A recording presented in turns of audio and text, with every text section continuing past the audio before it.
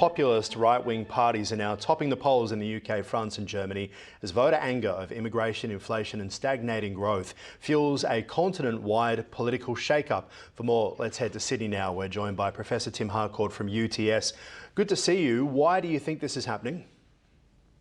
Look, I think it's a combination of immigration and economics and also cultural issues. So we've seen in the UK not only economic tension, but also the fear of mass immigration and illegal immigration across the Channel, and to some extent quite simple things like not being able to put up the Union Jack or the St George flag, and a perception that there's two-tier policing with respect to extremist sort of Islamic anti-Israel demonstrations, and then what they would consider Britons being proud of their country, and that's sort of a very dangerous cocktail, and we've seen that repeated across Europe as well.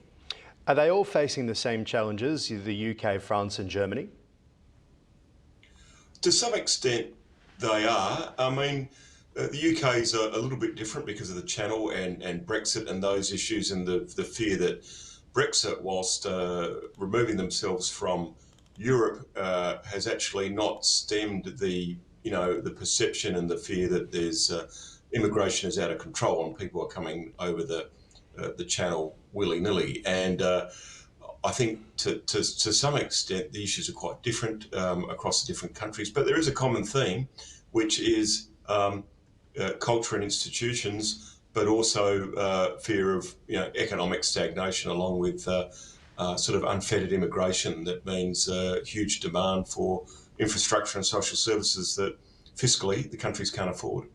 It's interesting, the rise of reform, and of course Nigel Farage, we all know him from Brexit fame, and there's a lot of different stats about just how successful Brexit has been. But what is Nigel Farage doing to the Conservative Party of the UK? And is it a similar, almost lame duck situation that the Liberal Party finds itself in Australia, where traditional conservative right-wing parties aren't now deemed to be right-wing enough, and therefore there are these other parties forming that are scooping up that? I think Nigel Farage is a threat to both the Conservative Party and the Labor Party. He's picking up a lot of seats and council seats in traditional blue-collar, working-class Labor seats, as well as the seats on the right, on the Tory Party, where the Tory Party, after governing rather ineffectively for a long time, are finding themselves unpopular in the electorate.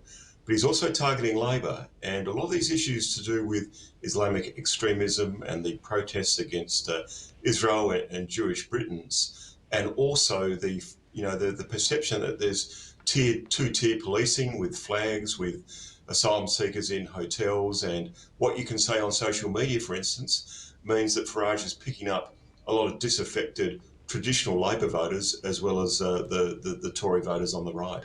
What do you think makes today's support different from past protest waves? Because as we say, it's not necessarily new. It's not new, but I think there's a combination with social media and fringe elements on left and right being able to get quite a strong following online, as well as we've seen in the streets. And that means issues can be quite conflated. So, an issue where people saying they're going down to protest for a peaceful solution in Gaza, gets overtaken with posters of the Ayatollah and ISIS and Hamas and so on. And equally so, people that are worried about levels of immigration and institutions in the country, they get taken over by the fringe right neo-Nazis that use it for other purposes. So I think it's the toxic combination of the social media and the breakdown in trust in institutions, including the media, that makes it quite different than past protest movements, which, as you say, we're used to before.